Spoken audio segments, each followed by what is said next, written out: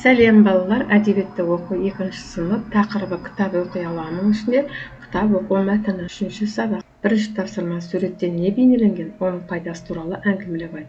Кітаптың адам баласына пайдасы өте зор. Кітап білім бұлағы. Ол біз сауатты болуға, дүние тануға, жақсы мен жаманды ажыратуға үйретеді. Кітап оқыған адамның сөздік қоры бай болады. Суретте ашық тұрған кітапты қазақ әдебиетінің көрнекті өкілі Жүсіпбек Аймауытовтың «Жаман тымақ» шығармасын көруге болады. Кітап арқылы біз тарихты, ғылымды, мәдениет, өнерді біз танитын, көп оқитын баланың тілі жатық болады, ойы ұшқыр, өз ойын жеткізе алатын болады. Көркем әдебиет оқу адамның қиялын ошақтайды, ізгілікке, отансүйгіштікке, әдебиеттілікке тәрбиелейді. Суретте білімнің символы кітап бейнеленген. Халқымызда кітап алтын қазына, кітап білім бұлағы деген даналық сөздер бар. Кітап бізге беймәлім әлемнің есігін ашады. Оны оқу арқылы біз жаңа ұғымдарды үйренеміз, ақыл-ойымызды дамытамыз. Сондықтан әрбір адам кітапты күтіп ұстап, оны сүйіп оқу керек. 2-ші тапсырма: сен кітапханаға немесе кітап дүкеніне бардың. Bir ғана кітапты таңдауға мүмкіндігің бар. Қай кітапты алар едің? Не себепті? Кітапханадан немесе кітап дүкенінен Тұрсынбек Жалғасұлының «Балбұлақ» кітабын таңдар едім дейді. Себебі оның мұқабасы өте ашық, әдемі безендірілген және балалардың өмірі, қызықты оқиғалары бейнеленген. Мен өзім сияқты балалар туралы қызықты әңгіме ертегілерді оқығанды жақсы көремін. Осы кітап маған қызықты оқиғалар сыйлайды деп ойлаймын. Ал 2-ші бала айтады: кітаптардың үшін Сұлтан Қалинның «Жыл құстар келгенде» атты кітабын таңдар. Себебі маған табиғатты тану, жан-жануарлар мен құстардың тіршілігін тамашалау өте ұнайды. Құстардың көктемде қалай ұшып келетіні, олардың қандай пайдасы бар екен туралы көбірек білгім келеді. Бұл кітап мен табиғатқа деген сүйіспеншілігімді арттыра түседі. Ал 3-ші бала айтады: балалар поэзиясының антологиясы кітабын таңдаған болар едім. Антология деген көптеген танымал ақын жазушылардың ең таңдаулы, ең жақсы шығармалар жинақтығын үлкен жинақты білдіреді. Бұл кітапты алса, мен бір ғана емес, бірнеше ақынның балаларға арналған көркем өлеңдермен, тақпақтарымен таныса аламын. Өлең оқып сөздік қорымды байытады және жаттау қабілетімді дамытады. Яғни балалар өз оқу қызығушылығына қарай әңгіме, табиғат, өлеңдер осы 3 нұсқаны өзіңе жақын таңдап айта алады. 3-ші тапсырма: мәтінді түсініп оқып кітап оқу. Яғни Жүсіпбек Аймауытовтың «Қартқожа» кітабынан алынған үзінді. Жазық кең дала, жел жоқ, күн шуақ, аспанда ақ сабының көбігінде ақ бұлттар, анда-санда шиқ-шиқ еткен торғайдың дауысынан басқа ешбір тықыр небір естілмейді. Қартқожа жазық далада, көйлекшең, жалаңбас, көк шөпке бауырын төсеп, күнге қарап, қошқыл маңдайдан тері шып-шып шығып кітабын оқып жатыр. Оның кітапқа ынта салғаны сонша жан-жағына да қарамайды. Анда-санда мұрнын тартып қояды. Өзінің айдалада жатқанын да, ауылын да, басқа дүниені ұмытты. Оқыған сайын ажарланады. Иегін созып, көзін қадап, қағазды жеп қоятын тәрізді.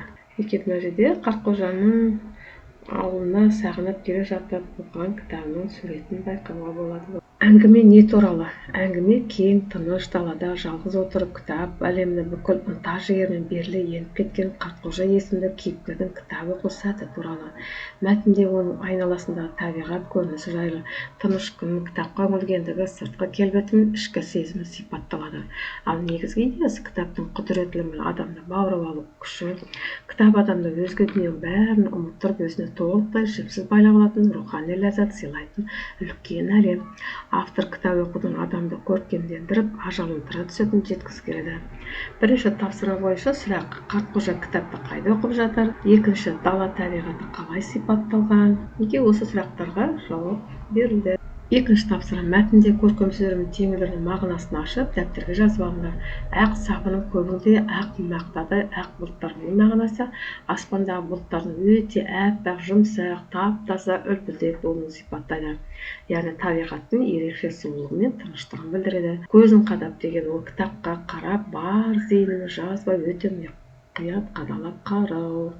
Қағазды жеп қоятын тәрізді мағынасы кітапты сонда бір құнығып, асыға үлкен қызығушылықпен және құштарлықпен оқу.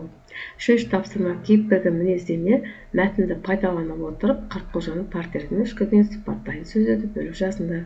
Көйлекшең, жалаңбас, маңдайынан тері шығып жатыр, жан-жағына қарамайды, басқа дүниені ұмытты, оққан сайын көңілденеді. 4-ші тапсырма: шығармашылығымыз оққан сайын ажарланады. Егін созып көзін қадап қағазды жеп қоятын тәріздегі сөйлемдерді негізге ала тұрып, нағыз кітап құмары қандай болу керек деген тақырыпта 3-4 сөйлемнен тұратын шағын ой толғап жазды. Бірінші, кітап әлеміне кіргенде айналасындағы өзге дүниенің бәрін ұмытып, шығармаға бүкіл зейінмен үңілетін адам. Ол әрбір парақты үлкен қызығушылықпен, аса ірі құныға оқиды. Кітап оққан сайын оның ақыл-ойы дамып, ішкі жан дүниесі, өмірге деген көзқарасы ажарлана түседі. Сондықтан нағыз оқырман кітапты өзінің ең сенімді досы әрі алтын қазынасы деп санайды. Немесе, меніңше, нағыз кітап құмары біліммен бұлағынан шөл қандырғысы келетін ізденімпаз жан. Ол кітап парақтарына көзін қадап, әр сөздің астарлы мағынасын жүрекпен түсінуге тырысады. Қандай жағдай болмасын, кітапты күтіп ұстап, одан рухани азық жинайды. Нағыз оқырманның сөзі қорбай, ойы ұшқыл және айналасына пайдалы тұлға болу үшін. Келесі, мына суретке зер салып, мәтіндегі жазушы қолданған сөздерді пайдаланып баланы сипаттап жатыр. Бала кең жазық далада, жайма-шоқ күн көзінде көк шөпке бауырын төсеп жатыр. Ол үстіне қысқа жеңді көйлек киген, жалаңбас. Оның кітапқа ынта салғаны сонша айналасындағы ештеңеге алаңдамайды. Оның айдалада жатқанын да басқа дүниені ұмытқан. Оның кітап парақтарына көзін қадап, үлкен қызығушылықпен оқып отырған көруге болады. Мұндай оқу оның ақыл-ойын дамытып, ажарландыра түседі. Бесінші, берілген тіркестер кімге қатысты, кейіпкердің атын қосып әңгімелейді. Қарт қожа кең далада жалғыз отырып кітапқа үңілгенде оның ынтасы сондай жоғары болды. Ол мүлдем жан-жағына қарамайды. Ол кітап әлеміне еніп кеткендіктен өз аулында айналасындағы басқа дүниені ұмытты. Кітап оқу оған ерекше әсер береді. Сондықтан қарт қожа оқыған сайын ажарланады. Оның парақтарға телміріп үлкен құштарлықпен отырғаны сондай, сырт көзге ол қағазды жеп қоятын тәрізді болып көрінеді. Алтыншы тапсырма, кейіпкердің іс-әрекетіне өз пікіріңді білдір. Яғни әркім өз пікірлерін білдіреді. Кейіпкер дегеніміз көркем шығармада суреттелетін оқиғаға қатысушы адам. Жетінші тапсырма, қарт қожа сияқты кітап оқуды ұнатасың ба? Сүйікті кейіпкерлеріңді ата. Яғни ертегі болсын, әдебиет оқу болсын, балалар өздерінің пікірлеріңді айтып ортаға салыңдар. Бүгін біз кітап оқу мәтінін оқып, ол сұрақтарға жауап бердік, тапсырмаларды орындадық, сабақ аяқталды.